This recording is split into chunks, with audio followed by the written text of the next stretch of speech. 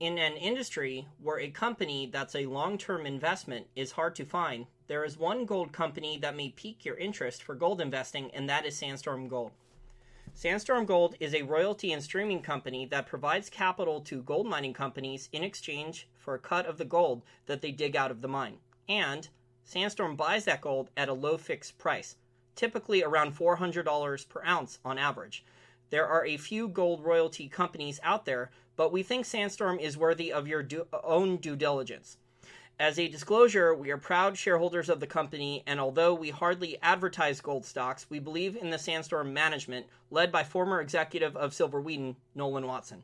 Sandstorm is geographically diversified with exposure in North and South America, Africa, and Asia, and has 21 producing assets that have netted them an increasing amount of positive operating cash flow and revenue in the past 4 quarters. They also have 22 mines in the development stage that will increase their cash flow substantially in the next few years. Be sure to check out Sandstorm Gold at sandstormgold.com/. Hi everyone, this is Jason Bjork of Wall Street from Main Street. Welcome back to another Wall Street from Main Street podcast interview. Today's special guest is a first-time guest, but I really want to introduce you to his work. I think he does excellent work. I've been listening to his interviews recently. He also interviewed me a couple months ago, but that interview should be launching on his very popular iTunes podcast, which has about 35,000 iTunes downloads per month on average. He is MC Laubscher. He is a wealth strategist, educator, and financial freedom fighter. He is the founder and president of Valhalla Wealth Financial and host of the popular business and investing podcast, Cashflow Ninja. Great name, MC, for your podcast. Thank you. Thank you so much for having me on, Jason. I'm honored to be on your show. Huge fan of what you guys are doing. Great. Well, I want to ask you about your background. You have a very interesting background. You came from South Africa, you moved to London, now you live here in the United States.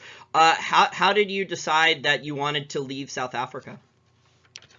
Yeah, I think my background is growing up in South Africa was extremely, it was an experience that I look back on now, and I still analyze a bit because, when I think I was about 14 or 15 when Nelson Mandela became our first democratically elected president. So we went from an apartheid regime through the whole transition period to establishing a constitution. I remember when they took the old flag down of South Africa and we didn't have a flag for a while, even to put up when we were attending school. So it was a very, very interesting time.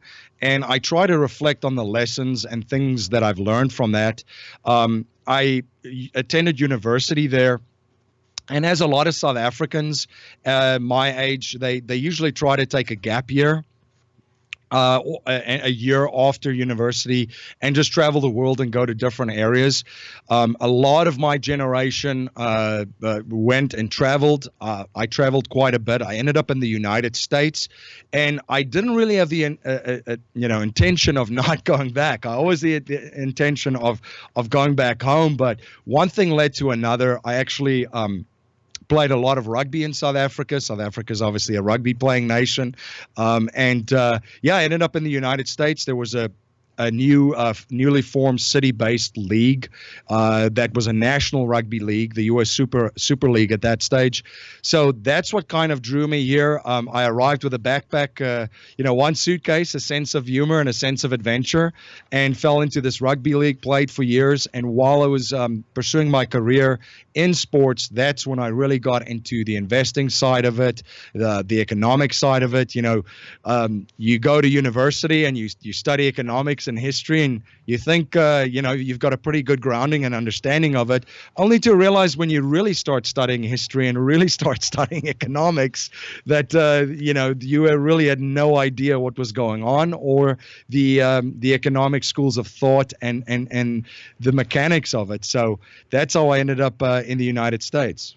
That's a great story. To add to your points, there's a lot to unlearn. I was a history major in college with one of my degrees, and there was a ton of things I had to unlearn after I started reading like Thomas Woods and Paul Johnson and so many of the other good financial historians out there that tend to look at other viewpoints. Exactly. And I love what you just said, because As a Doug Casey would say, I had to unclutter my mind from all these this bad knowledge that was programmed in there, because it truly was. And I still went to business school, so I not only had the 12 years of that and then the 4 years of university, but also business school. So I definitely had needed some time to flush out all of this clutter out of my mind and programming that was installed in these institutions. Yeah, I mean, you can learn some valuable things in business school, but it's more about like the contacts that you make. But yeah, you can learn valuable things like cash flow, like how to do cash flow models, and maybe some good accounting practices. But other than that, there's really not a bunch of valuable things you're learning. You're learning Keynesian economics, you're learning bad history like we discussed, you're learning government slanted viewpoints, and then you're learning bad theories about investing in markets like the efficient market hypothesis, the capital asset pricing model, the modern portfolio theory. I could go on and on. Oh my.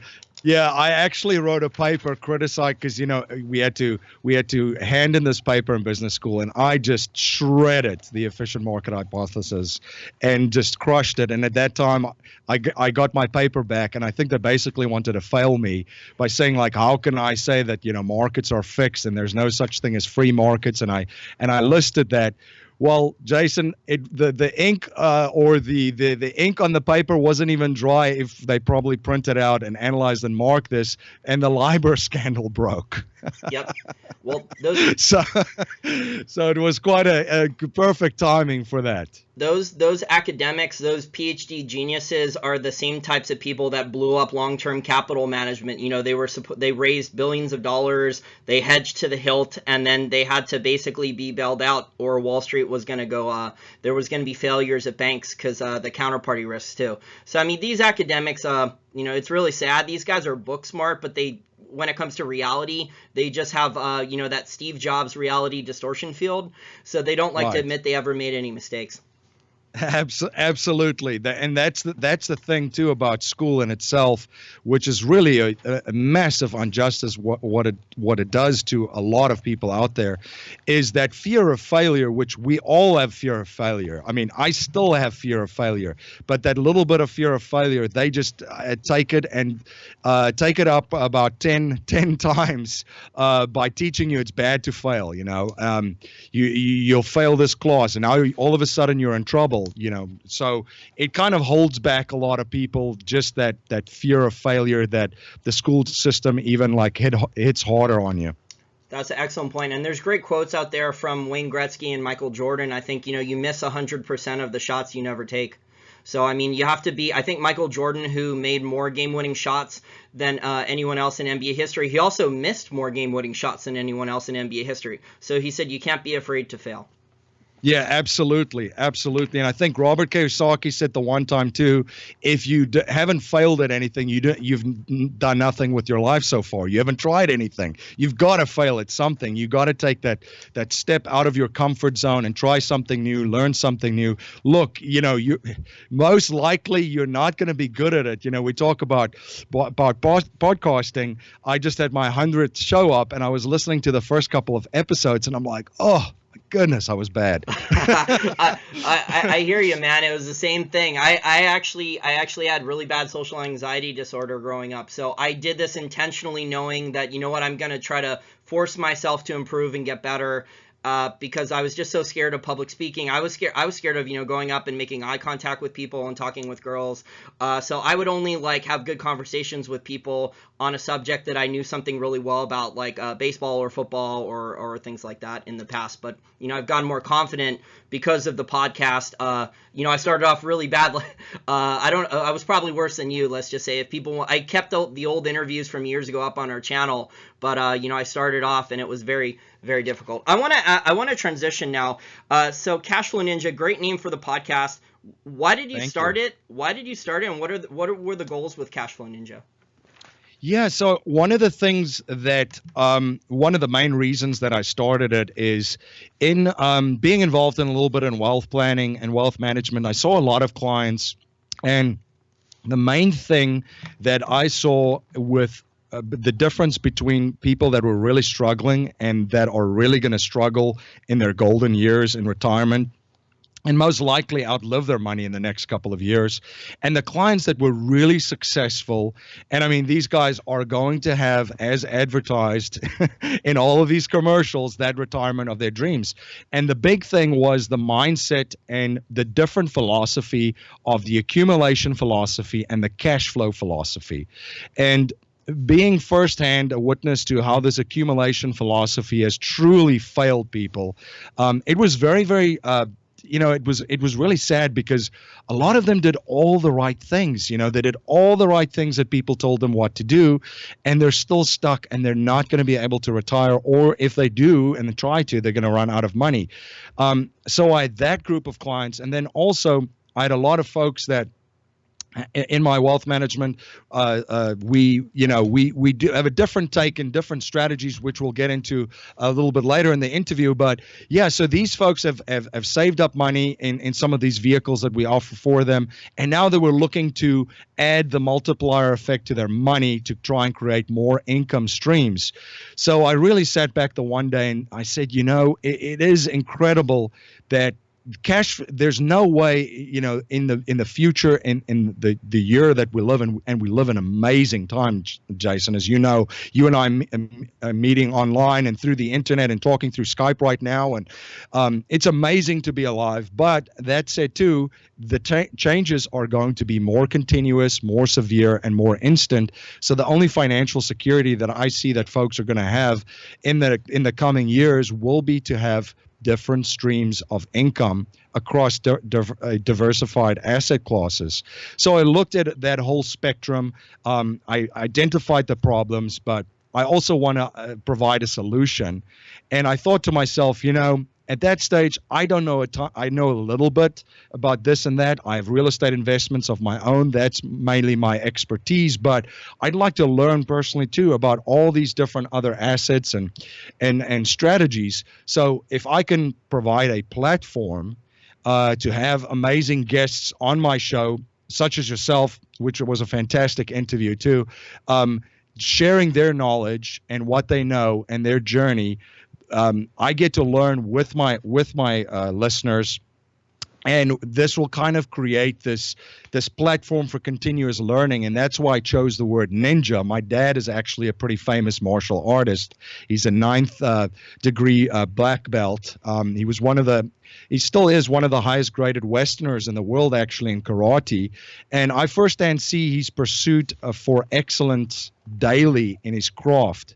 And that's also a different mindset. And when it comes to financial education and knowledge, I believe we have to be in the same boat. So I kind of combined the cash flow with the martial arts theme, the ninja, to kind of make it a little bit more fun.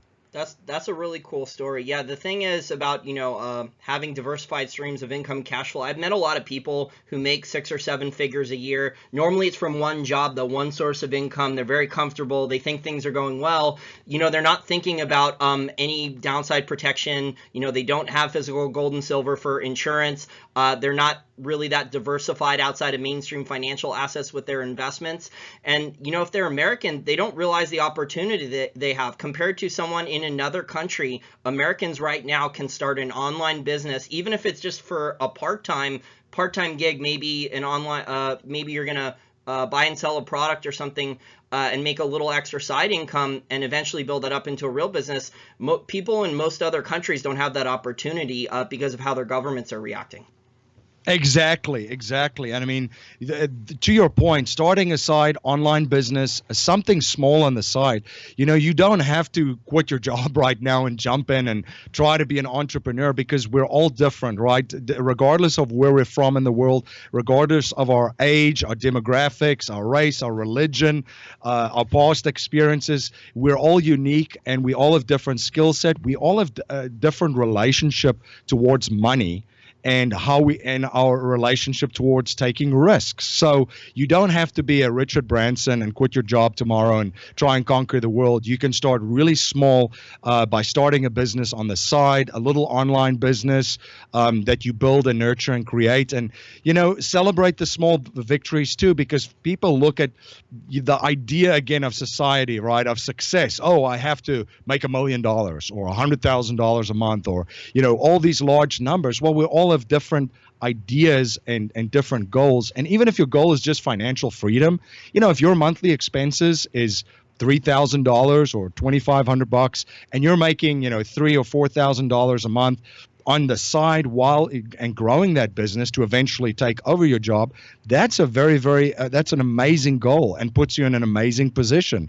So you don't have to you know, like I said, jump out and try to be Richard Branson from day one. You can start small and build and grow your business. Yeah, humans tend to think of things in extremes. So it sounds, extremely sexy to, do a Jerry Maguire speech to your boss, and if you don't like your job and hate your boss, and tell him, screw you, I'm leaving, I'm going to go start this amazing company. But, if you don't already have something part-time working out, you're in a lot of trouble. And, if you have kids or a wife, they're going to be very angry at you. They may even divorce you or leave you. So yeah, you have to worry about things like that in the real world. So I think that's excellent advice. Now, you focus on the infinite banking concept. I've read a number of books on this. I've read Bank on Yourself, which was a very good beginner's book. I've seen documentaries from Nelson Nash. It's an interesting policy. Can you talk about it and some of the advantages of it compared to maybe a regular insurance policy, and what you're able to accomplish with it? Yeah, absolutely. So the main goal with infinite banking, the infinite banking concept and strategy, is to reclaim the banking function within your own personal economy or your business economy, and doing that, repositioning yourself and your assets so that you are effective as far as taxes, you are effective as far as positioning yourself and combating all the other wealth destroyers that are out there, such as taxes, enormous wealth destroyer, fees and interest paid to third parties. So Nelson Nash said we all should be in two businesses. We should be in the business that we're in, where we're creating value and where we're earning money. And then we should also be in the banking business. Now, he didn't say go and open a bank. What he said was to reclaim the banking function in your own life. And the dividend paying whole life insurance with a mutual insurance company is an amazing tool to be able to accomplish this. So one of the well, I'll just go through a couple of it, what it does.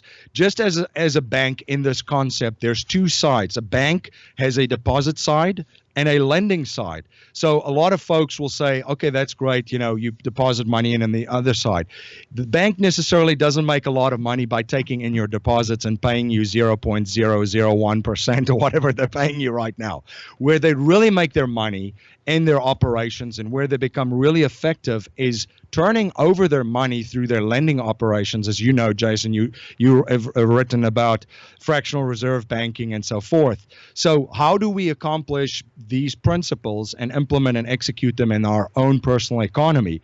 That's why dividend paying whole life insurance with a mutual insurance company is actually a very effective tool to do it structured very, very differently than cookie cutter Wall Street products that are out there. These are designed for your goals. Infinite banking practitioners that help you implement this, they're not going to ask you your risk profile and try to sell you mutual funds. They're actually going to tailor it to your goals and your needs as far as insurable interest. But why we use it is, number one, it's a safe place for your money to put in. You earn a guaranteed interest rate on it. But because it's a mutual insurance company, not a stock company, mutual insurance companies are not listed on the stock exchanges. They've been around since the mid-1800s. They're extremely well capitalized. I mean, these companies are just cash giants as far as excess reserves. We're talking millions, and some of them actually billions of dollars in excess reserves. So you become a shareholder as a policy owner in that organization and then get to earn dividends if the company is profitable. And these companies have paid dividends, for 100 years consecutively. Some of these carriers my preferred carriers, the one has paid the same dividend out now for 9 years consecutively. So even throughout the last financial crisis. So it's a very, very safe place for your money. The growth inside this plan is tax free.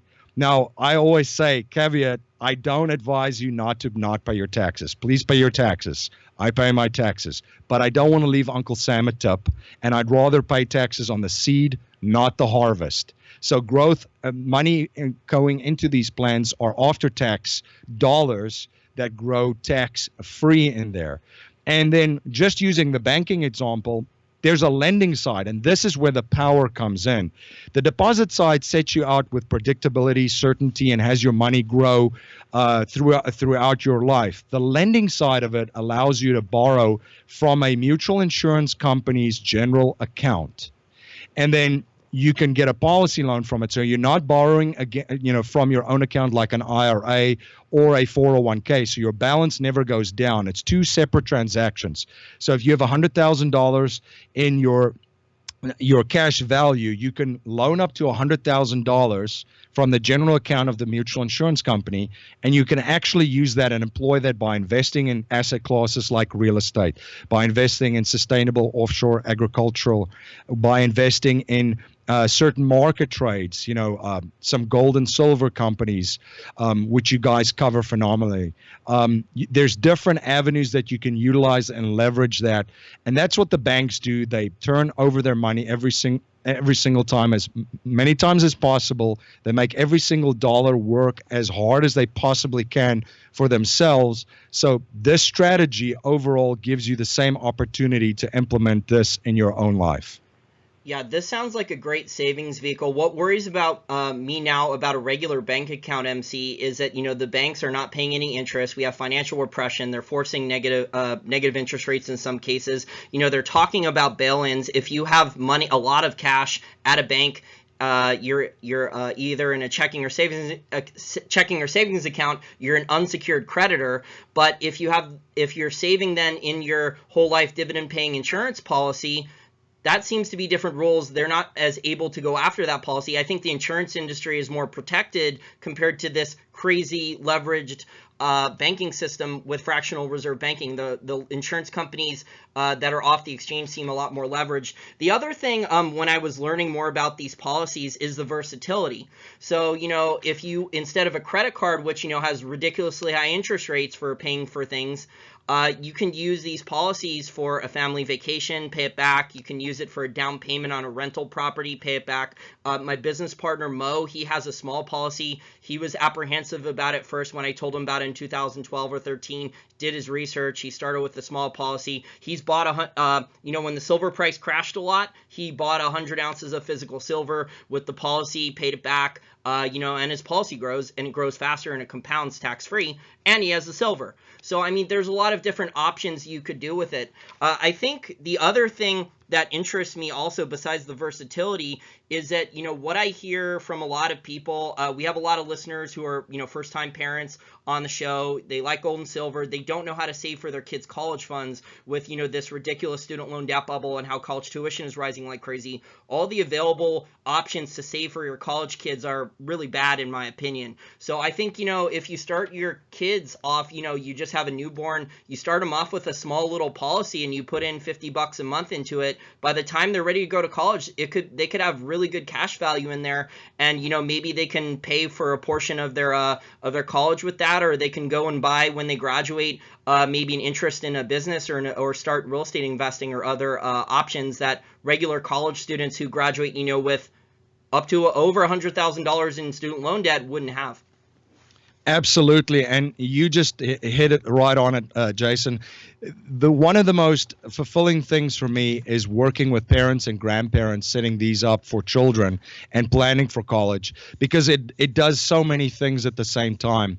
It immediately brings in the conversation of money into the family too, and most families, nobody discusses money around the dinner table, right? So, but if you structure this and put it away, this is a great opportunity to talk about the family's relationship to money, teach your children about money, about these policies that you've set up, and then also how to utilize this tool. And as you mentioned, if you put a policy together for a grandchild or a child, in 20 years, 21 years, the amount of money that you've accumulated in there tax-free for them is amazing. And unlike 529 plans, for instance, the favorite Wall Street darling, this doesn't count against college financial aid, so it doesn't show up with that. And again, this is your money. You get to access it along the way, and you are in full control of this. So your children might not even want to go to college, and there's already a fund for them to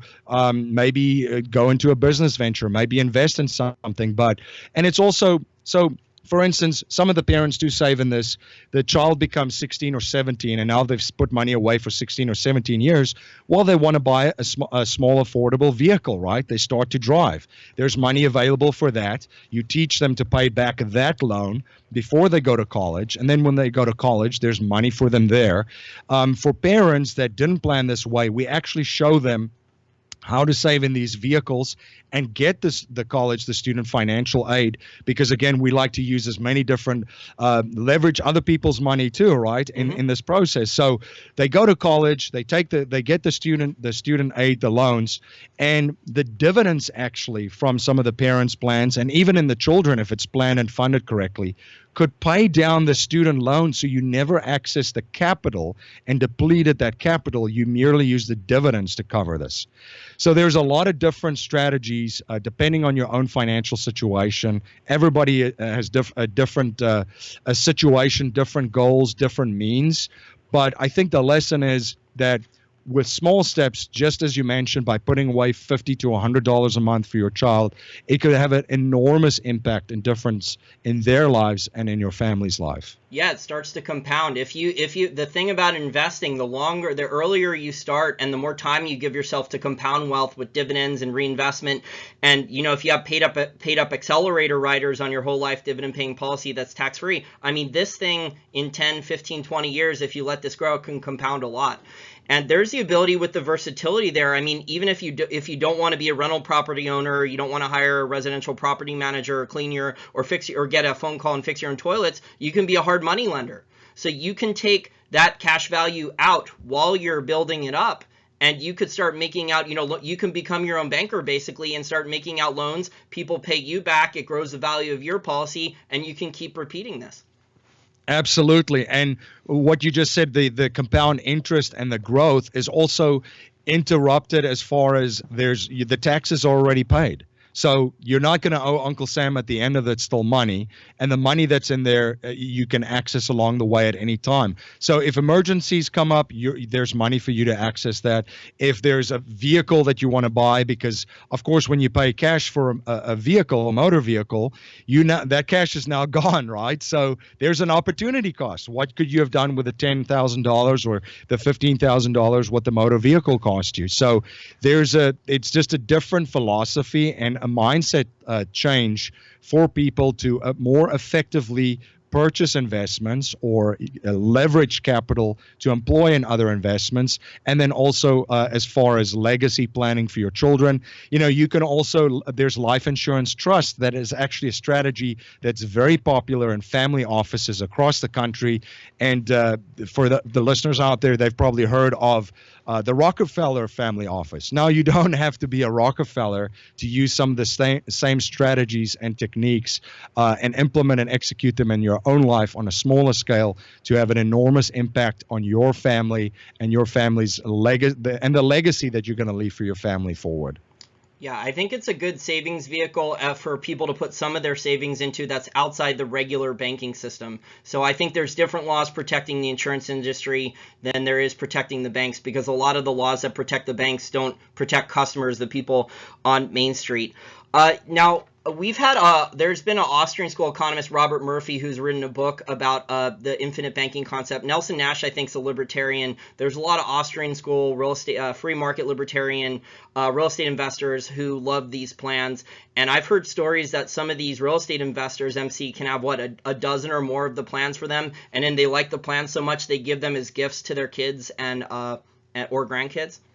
Absolutely. So I personally have 3 of these plans, and it all becomes about your insurability and how much the insurance company is willing to insure you for, which plays into your total assets, and then also your income, which is an insurable interest. A lot of folks don't think about that when they plan accordingly for their family. So if you have a spouse and a wife and a child, there's also, in your mid-30s, maybe in your 40s, there's about 20 to 25 years, and in some cases 30 to 35 years of income that you can insure for your family through this. So this combines that and insure those insurable interests, and then also allows this vehicle. But yeah, you can take a number of these policies out. There's real estate investors that has quite a bit of them, and they use every policy different. So there are some investors that one policy they might fund very heavily because that's their cash flow management policy that they like to tap into constantly to fund real estate deals. And then there's also another policy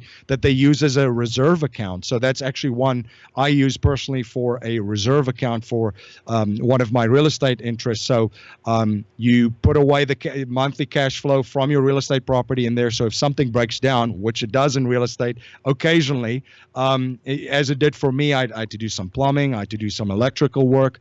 I could just access my reserve account and raise the rent in the following lease, and that extra cash flow flows back into that policy. So there's many different ways of structuring this. You could get creative, which is why I love this and to do this, because every person has different goals. Every case is different. You know, sure, there's vanilla ones that is kind of similar structured plans, but we can tailor them and build them according to the wants and needs and your vision and your goals. That's very cool. Now I want to transition and ask you about some of the lessons you've learned from interviewing so many successful people on your podcast. What are you think some of the top lessons you've learned from interviewing people like Jim Rogers, Robert Kiyosaki, and others? Yeah, so that's a really good question, Jason, and it's been fascinating to kind of sit, quote unquote, ringside with my listeners and listen to these gurus and cash flow ninjas. And I think a lot of them have a very compelling vision for their life. They know themselves, they know their weaknesses, they know their own strengths. And, we're the person that we spend the most amount of time with every single day. It's that guy that's looking back at you at the mirror. So they know themselves really well. They know their skill sets. They know their rooms, the areas that they need to improve in. And then they also have an extremely strong and compelling why they want to achieve something. And then I'll build on top of that and say that they have a very, very, very strong mission. And mission, as Robert Kiyosaki said on my show, is spiritual. And it's so true, because a lot of these folks, it's not about the money. Not a lot of them start out by saying, I want to make, X amount of money or millions of dollars or this. It's about the mission. I think Robert Kiyosaki's company, the Rich Dad Company, their mission is to elevate the financial well-being of humanity. Now, if you want to think about a compelling and strong mission for a company, I mean, that's something that I want to jump on board, and I buy into that. So they get people to jump on because of their mission. It's spiritual. It's a lot more about money. And then, they build strong teams, surround themselves with the smartest people around themselves to execute this vision that they have for their lives and help them implement this mission.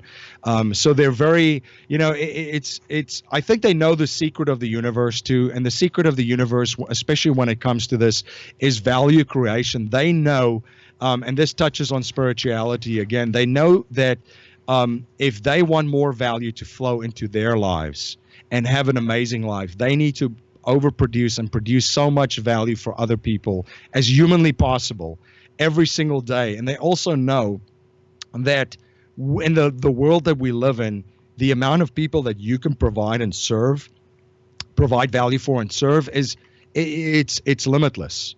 You can, just with the internet and reaching the people and just your overall reach. And I think that's what they do amazing. But it starts with that vision that they have for their lives, because, it's one of those things that I think Lewis Carroll wrote about it in Alice in Wonderland, right? If you don't know where you're going, any road will do. And also, it's like showing up. Another analogy, which I like too, is if you show up at an airport and say, I'm ready, I want a ticket. They're going to ask you, where do you want to go? Yeah, having a path and picking one out is important. I mean, you can always change directions or adapt, but a lot of people just go through life with a bad job or a mediocre job. There's a lot of mediocrity now. I guess it's the Pareto principle, and that's why 20% or less of the world's population has the majority of the wealth. Although, there's other criminal enterprises involved, but there's also successful entrepreneurship. That's why, a lot of people that are successful entrepreneurs and have built one business, that's why they get investment into others. Exactly. And there's many different ways of acquiring wealth. Like you just mentioned, there are other factors at work. You can marry into it. It's one way of doing it.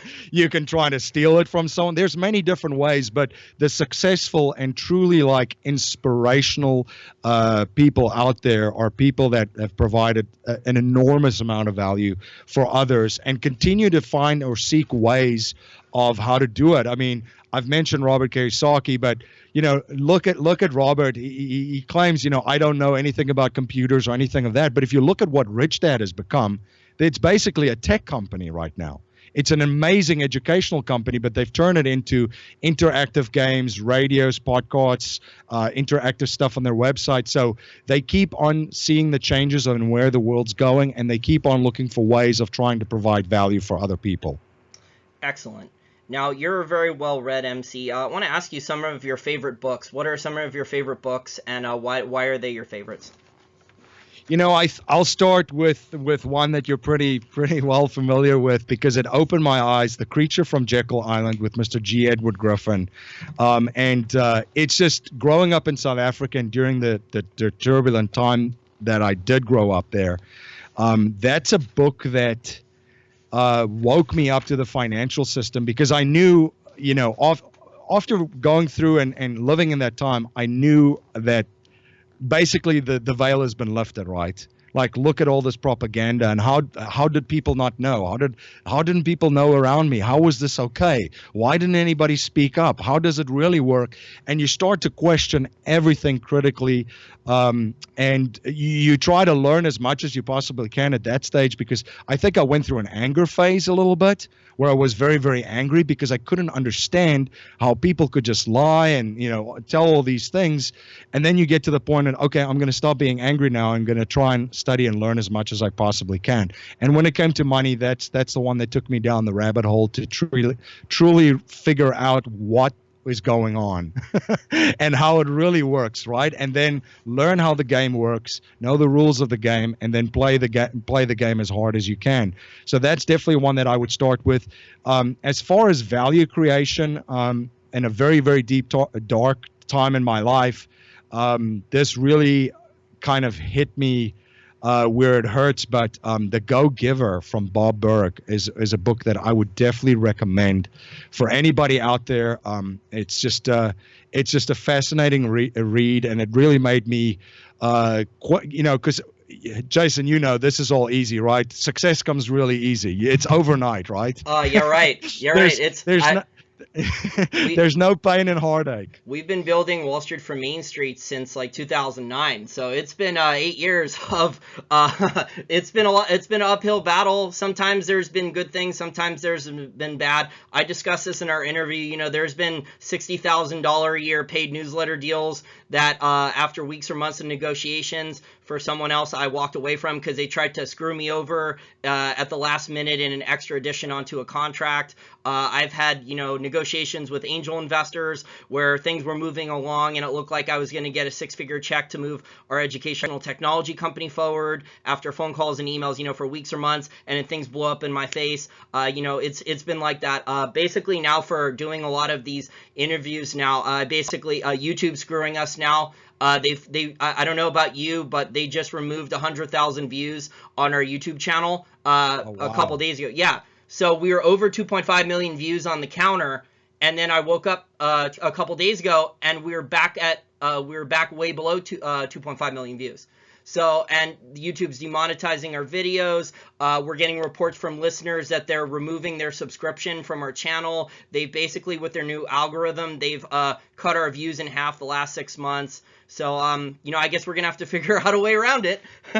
Yeah, absolutely. And and again, it's a road. It's the road less traveled, and it's there for a reason, because there's a lot of pain. There's a lot of self-doubt.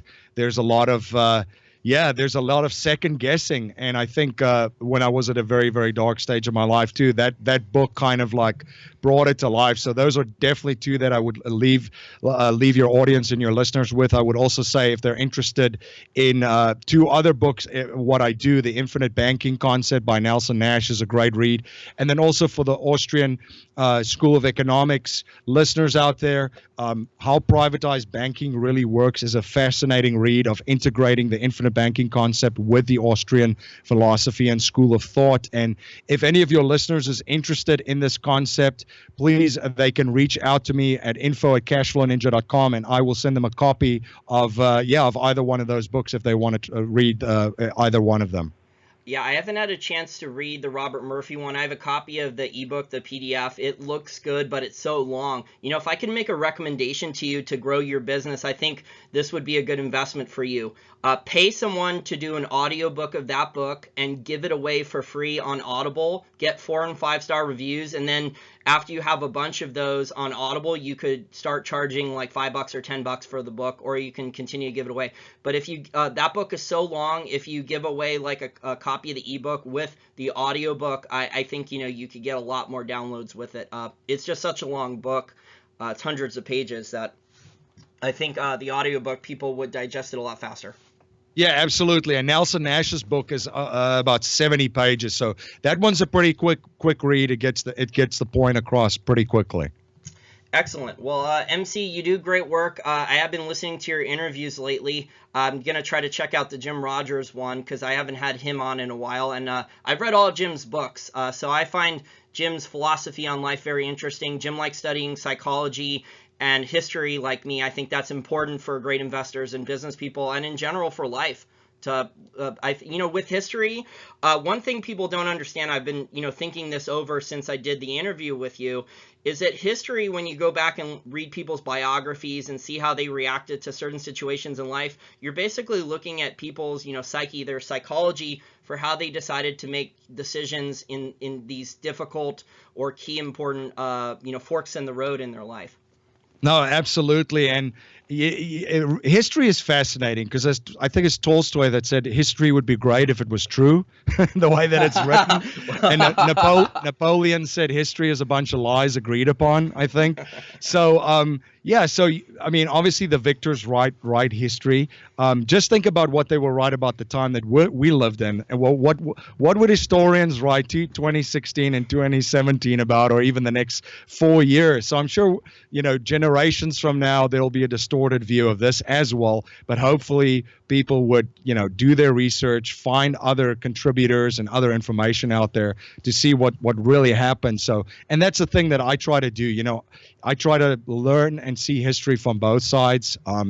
Growing up in South Africa, for instance, because we only, at school started learning the European history. So it's like, oh, well, this is the history. Well, I'm like, well, wait a second. There's 14 different African tribes that was also part in that part of the world that had their own history and their own culture and their own view. And when they basically started, coming into contact with Europeans. So it's good to get it from all points of view and all sides, and then critically analyze it and form your own opinion and think for yourself.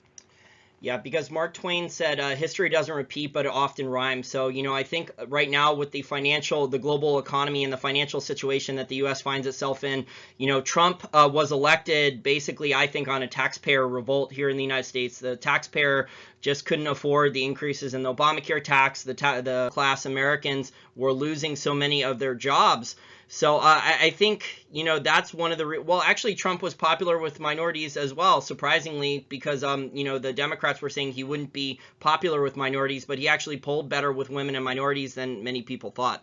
But there is a large taxpayer revolt now going on with Brexit, with the Italian referendum, and with Donald Trump, and we're seeing evidence of that going on now. So we're in very challenging times, and people are going to have to find new ways to survive and thrive, and they're going to have to figure out new ways to grow their income, because just because you think you have a good job right now, you could lose it in 6 months or a year, and you might be relying on that investment income with cash flow from a rental property or something else.